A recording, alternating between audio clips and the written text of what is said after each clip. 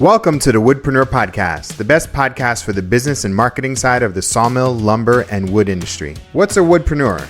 If you have a business where you make money as a woodworker, sawmill owner, selling slabs, or a content creator, then you're a woodpreneur. My name's Steve Larziliere, and I started Woodpreneur Life, Acres of Timber, and the Woodpreneur podcast just for makers, wood entrepreneurs, and small business owners just like you. We're on a mission to empower thousands of wood businesses to grow sustainably and put out great products. Each week, I interview makers, sawyers, content creators, and 6- and 7-figure entrepreneurs that know the wood industry inside and out. With topics covering everything from the urban lumber movement, sustainable sourcing and design, we'll discuss the ins and outs of how to grow, monetize, and fully immerse yourself in the woodpreneur lifestyle. If you're a hobbyist, a full-time wood business owner, part-time entrepreneur who wants to become a content creator, or quit your day job to pursue your dreams, the Woodpreneur podcast is just for you. Thanks so much for listening. Now enjoy this episode. Hey, welcome to a brand new episode of the Woodpreneur podcast. This is your host, Steve Larziliere. Today's guest is Joey Cokeless from Santa Cruz Sustainable Wood Enterprises. How you doing, Joey? I'm doing great. How are you? Good. Hey, tell us about Santa Cruz Sustainable Wood Enterprises.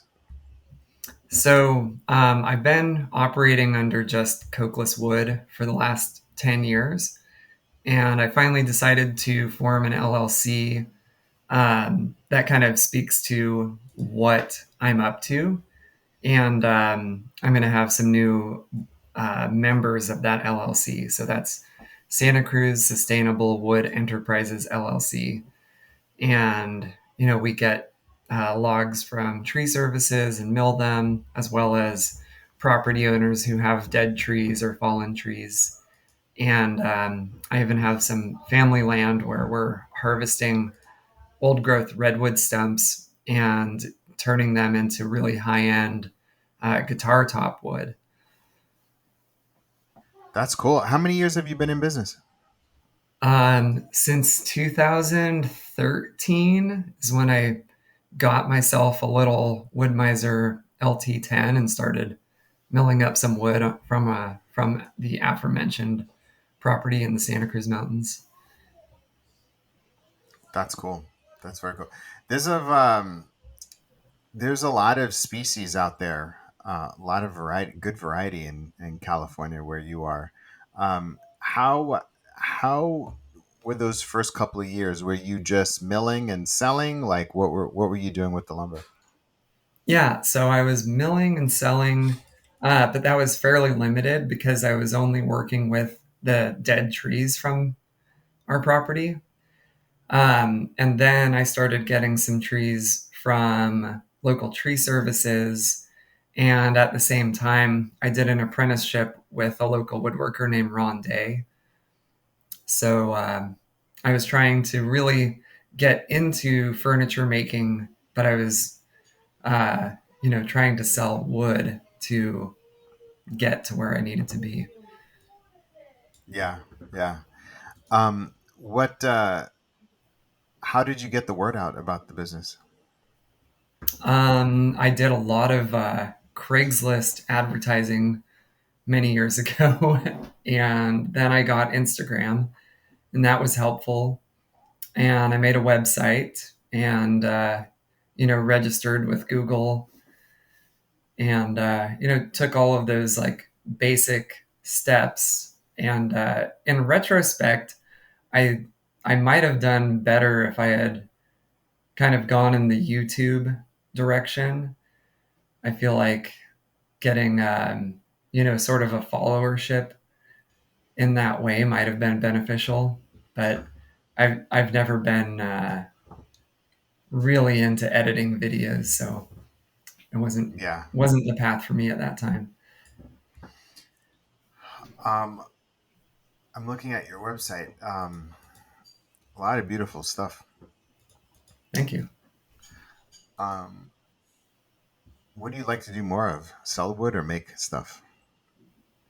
I like making stuff, but I also, really love it when somebody comes in and buys a big slab because it's like, okay, I just got some more space and Yeah. cash. Like a little quicker, a little more instant Yeah. gratification. But I also love building stuff. I took 3 years of art in high school, and that I found that was really helpful for design and proportions, etc. Um, Talk about the business now. How is it made up? Like, what percentage between the furniture and the wood, and then like, do you have a team with you? Yeah, at the moment, business has been pretty slow. The recovery from COVID has been like COVID was really good. I was selling a lot of slabs, and people were ordering a lot of furniture because people were stuck at home and not paying for travel, etc. They wanted their spaces to look nicer. And since 2022, things have really slowed down. And I would say it's fairly like my total revenue is split fairly evenly between slabs and furniture. But maybe even a little higher on furniture the last few months because I've noticed even slab sales have been down the last couple of months. Hmm. Yeah. Yeah. What do you sell a lot of? Do you pay attention to like what kind of species are selling more of, or like, like demand wise? Yeah, walnut was really, really hot for, gosh, you know, 6 years. And I'm noticing less walnut is selling right now. That might have to do with it just being the most expensive. People certainly want the other species that I carry, like madrone, bay laurel, bay laurel being the same as Oregon myrtle. And yeah, I'm finding madrone's hot right now, at least for me Yeah. personally. I'm not sure about For industry you. wide. Yeah. Yeah. Yeah. How is, I know you were talking about in terms of what made the switch to the sustainable, uh, Santa Cruz Sustainable Wood Enterprises? Like, what created that pivot? Just sort of getting into more avenues, like for instance, selling this guitar wood that's salvaged from old growth redwood stumps. Um, it just made more sense. Like I feel like the name Cokeless Wood is like very centric to my furniture, and I felt like it would be good to have something that kind of expands into like, hey, we have like lumber and luthier guitar wood products that are beyond just me as an artist. Yeah. Yeah. How, I know you said in the beginning you did a lot of word of mouth. Well, I'm like a lot of Craigslist and website type of stuff. Um, how, how are people finding you today? It's still a lot of Instagram, and Yeah. there's word of mouth too, like repeat customers, friends of customers, and working with my friend who makes guitars out of my shop. Yeah, Yeah. you know, promotes the luthier wood that we're selling, and then that gets more attention. But again, that's kind of Instagram based. For sure. I could see the benefit of having more of a broader vision, because I feel like a lot of woodpreneurs, they base things off of their name, right? Because they want to put that, but it at the same time sometimes it could be limiting. And it seems like you have a broader vision for this type of for this product, right? Is that the case?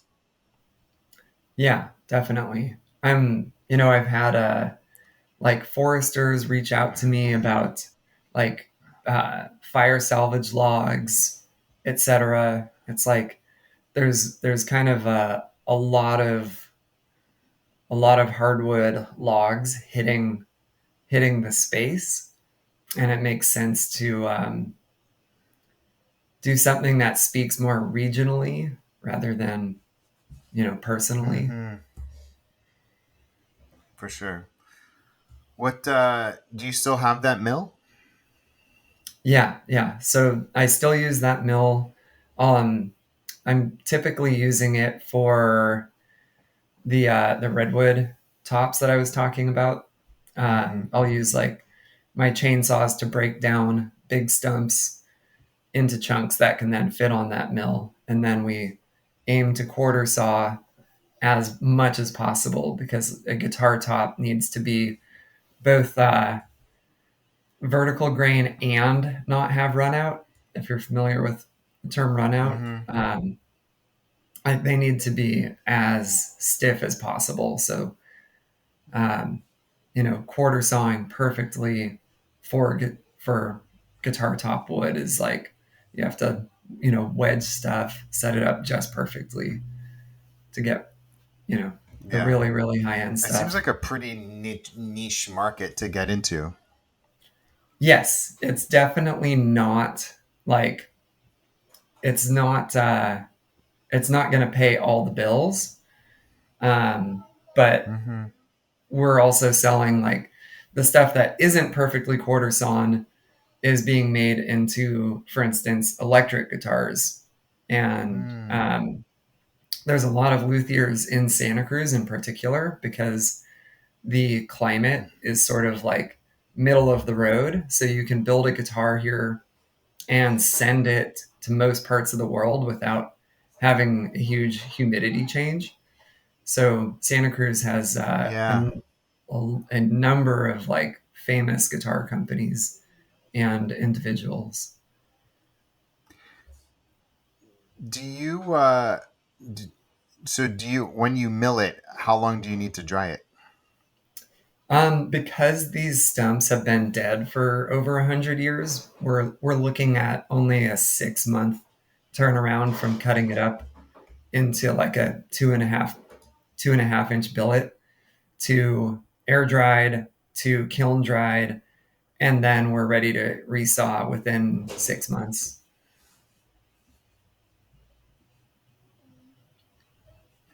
Um, Talk to me about how this year is looking. So like you just got this new LLC. What's going to happen next? And you said you got a couple of new members. Yeah, so said guitar maker friend who goes by Mountain Mama Guitars. His name is Scott. He's now a member, and he kind of runs marketing of our guitar wood grade products, and he does the resawing on the bandsaw.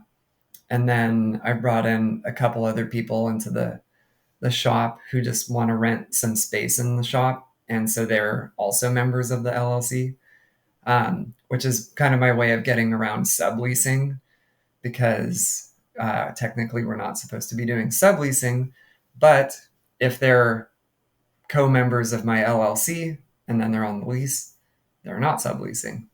So that's just kind of a way to save some money on shop space. That's cool. That's very cool. That's awesome.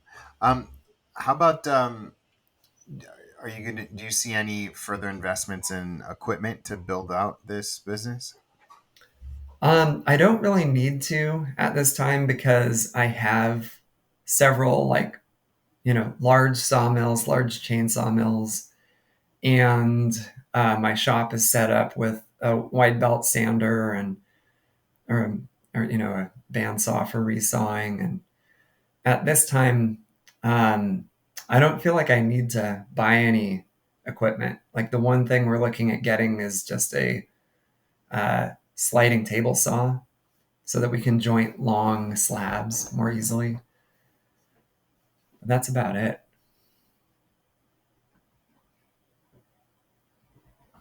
You know what? I don't know if you muted. Oh yeah, you muted.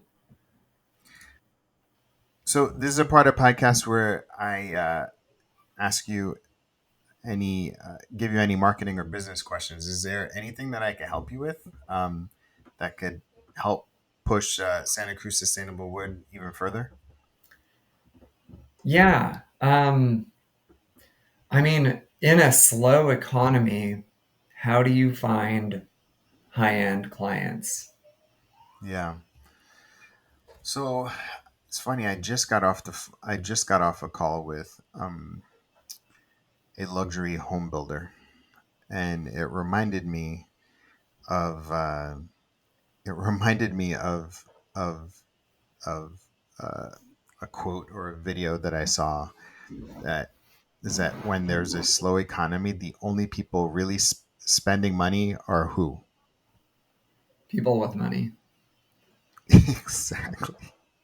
Yeah. So, like, he literally only caters to people with money, and um, because they're the only ones that, I mean, if you actually think about the amount of effort and time that you put into your products, um, like, really, the only those the wealthy people should be buying your products, right? Because Yeah. the work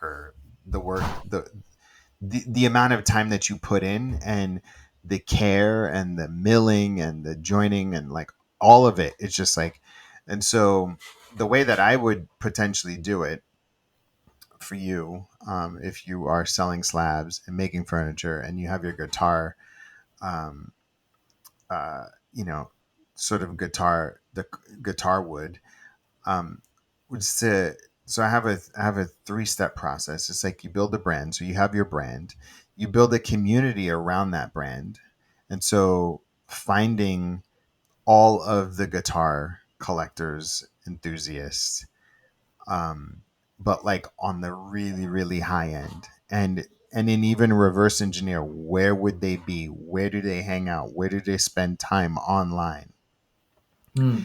and then communicating with them in a way that they like to be communicated with. And so, and that usually comes in the form of a relationship. So, figure out how to form a relationship with them or build a community strictly around them. And so, whether it is, an art show with, like, you collaborate with your wood and artists to create like some sort of show, and you have like a collectors, you auction it off, give part of the charity, because that's like you're speaking to them, right? Like, it's Mhm. art, it's guitar. Same things with slabs, like the people that are, so like contacting every sort of high-end furniture maker, furniture designer, between you and LA and San Diego and San Francisco, the Bay Area, and like literally only talking to them. If they're selling 50, $60,000 tables, they need to be buying their wood from you, right? Because Mhm. they're catering to that audience. When it comes to your furniture, you should be only talking to high, like, and I'm even just looking at your own website, like, I think your website and the work that you put out there is like good enough to, is like the pictures, and the positioning of it, it looks high end, right? And so, like, I would only talk to high end architects and designers, um, and so that you should, and so, like, really, it's you don't need a lot of people.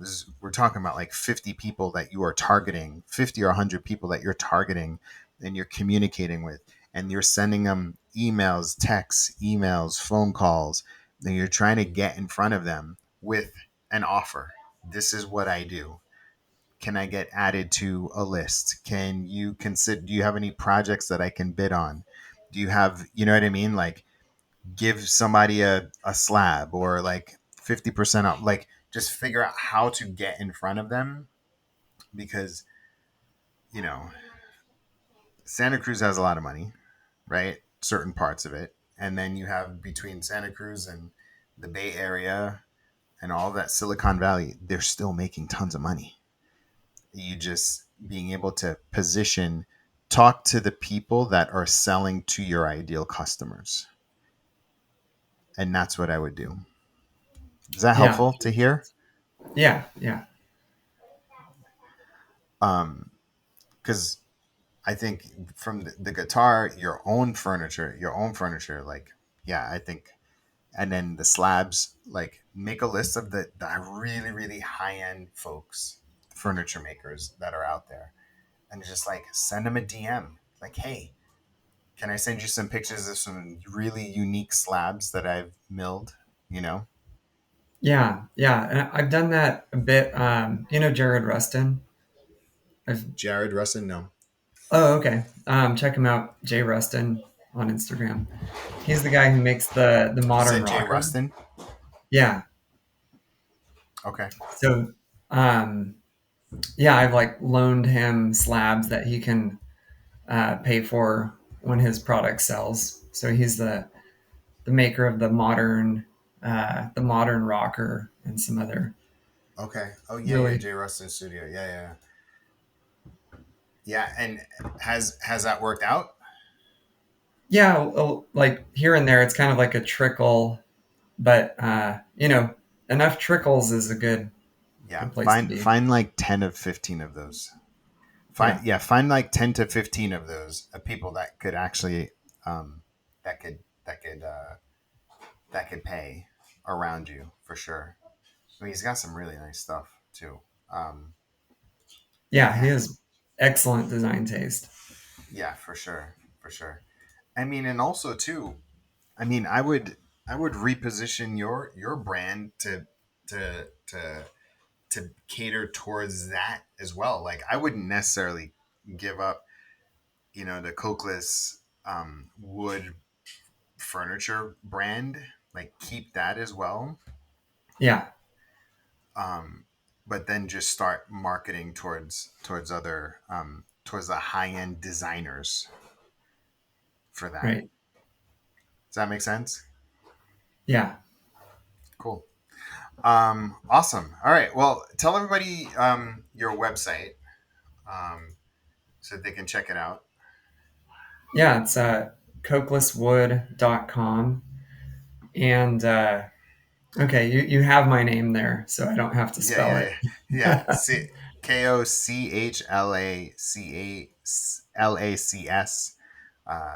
wood.com, right?